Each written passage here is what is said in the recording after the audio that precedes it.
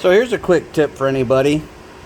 So on this bike, it uses rivnuts, riveted inserts with threads. And this one was stripped, the threads were stripped, and it rotates in the frame where it's supposed to be solid. It's not supposed to rotate. So the first thing I did was slap some vice grips on it. Then taking a tap, the idea here is to get inside there and get the threads cleaned up.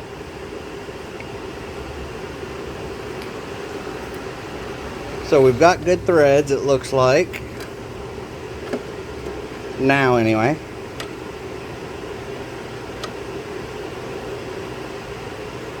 Now comes the fun part. So I'm going to blow some WD-40 and lubricant inside there to lubricate those threads. Then I'm going to take a bolt with an oversized nut. I'll try it with taking the vice grips off first, but I may have to do it with the vice grips on. But the purpose of the bolt, or the nut on the bolt, is that when you tighten this down, it's going to pinch the head of that riv nut to keep it, hopefully keep it from rotating. And then you just simply put a wrench on the nut. Let me get this out of here.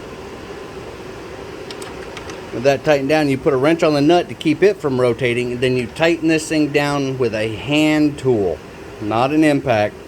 And what that'll do is that'll actually pinch that riv nut back into the frame, causing it to expand.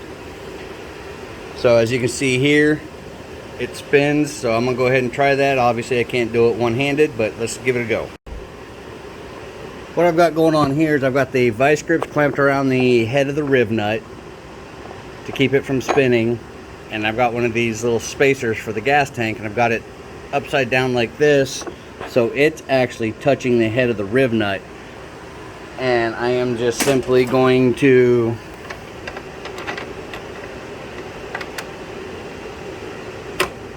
see if we can get that to where it catches on something. Now I'm tightening this down, the riv nut's not moving.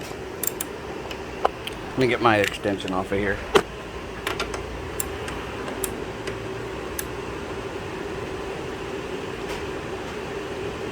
And I can feel it smashing.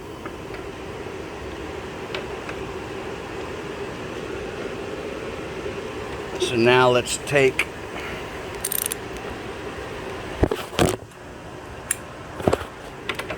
the bolt out, so I can still see that the riv nut is moving a little bit. So let me go ahead and pause this, and I'll pick it up in a second.